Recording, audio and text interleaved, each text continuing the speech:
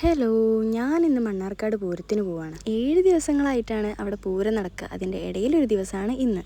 ഞങ്ങളെ കാത്ത് മണ്ണാർക്കാട് പ്രീശേഷിയും കുട്ടി നിൽക്കുന്നുണ്ടായിരുന്നു. ഞങ്ങളങ്ങനെ അവരെയും കൂട്ടി നേരെ അമ്പലത്തിലോട്ട് പോയി. തൊഴാനൊന്നും പറ്റിയില്ല, നട അടച്ചിരിക്കുകയായിരുന്നു. പിന്നെ അവിടെ ഓട്ടംതുള്ളൽ നടക്കുന്നുണ്ടായിരുന്നു. കുറച്ചേരം അത് കണ്ടിരുന്ന് നേരെ കണ്ണേട്ടൻ്റെ വീട്ടിൽ പോയി. റൈഡുകളൊക്കെ സ്റ്റാർട്ട് ചെയ്യുന്ന ആ സമയം കണക്കാക്കി ഞങ്ങൾ അവിടെ കുറച്ച് നേരം ഇരുന്ന് ചായയൊക്കെ കുടിച്ച് വെള്ളമൊക്കെ കുടിച്ച് സംസാരിച്ച് കുറച്ചധികം സമയമുള്ളതുകൊണ്ട് ഒരു റീലും കൂടി എടുത്താലോ എന്ന് ഞങ്ങൾ നോക്കി. ഇതേതാ റീലെന്ന് മനസ്സിലായോ? അങ്ങനെ റൈഡുകളൊക്കെ സ്റ്റാർട്ട് ചെയ്യുന്ന സമയം നോക്കി ഞങ്ങൾ പൂരപ്പറമ്പിൽ വീണ്ടും എത്തി. അപ്പോഴേക്കും ഇത് ആൾക്കാരൊക്കെ നേരത്തെ വന്നപ്പോൾ ഇതായിരുന്നില്ലല്ലോ അവസ്ഥ. പിന്നെ ഞങ്ങൾ റൈഡിൽ കയറാൻ വേണ്ടി നിന്ന്. എപ്പോഴത്തേക്കാട്ടിലും വലിയ തോണിയാണ് ഇപ്രാവശ്യം വന്നിട്ടുള്ളത്. അപ്പോൾ ഞങ്ങൾ ആകാംക്ഷയിൽ കാവടി തുള്ളിയിട്ടാണ് പോയത്.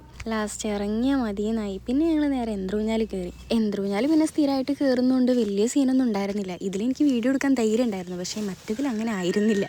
ആദ്യം തോണിയിൽ കയറിയിട്ടാണോ എന്നറിയില്ല, എവിടെയോ എന്തൊരു തകരാറ് പോലെ, വൊമിറ്റ് ചെയ്യാനൊരു ടെൻഡൻസി.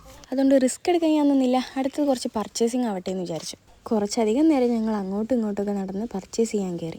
ആവശ്യത്തിലധികം കടകളുള്ളതുകൊണ്ടും സാധനങ്ങളുള്ളതുകൊണ്ടും ഏതെടുക്കേണ്ടതെന്ന് ഫുൾ കൺഫ്യൂഷനായിരുന്നു. കുറച്ച് നേരത്തെ തപ്പലിന് ശേഷം ഞങ്ങൾ കമ്മൽ മേടിച്ച്, പിന്നെ കുട്ടിക്ക് കുറച്ച് സാധനങ്ങൾ മേടിച്ച്. കുട്ടികൾ ഓരോന്ന് പറഞ്ഞ് വാശി പിടിക്കുമ്പോൾ നമുക്കറിയാം ആ പൈസയ്ക്കുള്ളതൊന്നും അതിലില്ല. പക്ഷേ നമുക്കൊരു കഴിഞ്ഞ കാലം ഉണ്ടായിരുന്നു, അത് അമ്മമാർ പറയുമ്പോഴാണ് നമുക്ക് മനസ്സിലാവുന്നത്. അപ്പോൾ പിന്നെ കുട്ടികളെ പറഞ്ഞിട്ട് കാര്യമില്ല. ഇതിൻ്റെ ഒരു ചർച്ച കഴിഞ്ഞിട്ടാണ് ഞങ്ങൾ നേരെ തിരിച്ചു വന്നത്. അങ്ങനെ അവരെ ബസ് കയറ്റിയിട്ട് ഞങ്ങൾ വീട്ടിലോട്ട് വന്നു. അപ്പോൾ ഓക്കെ, ബായ്.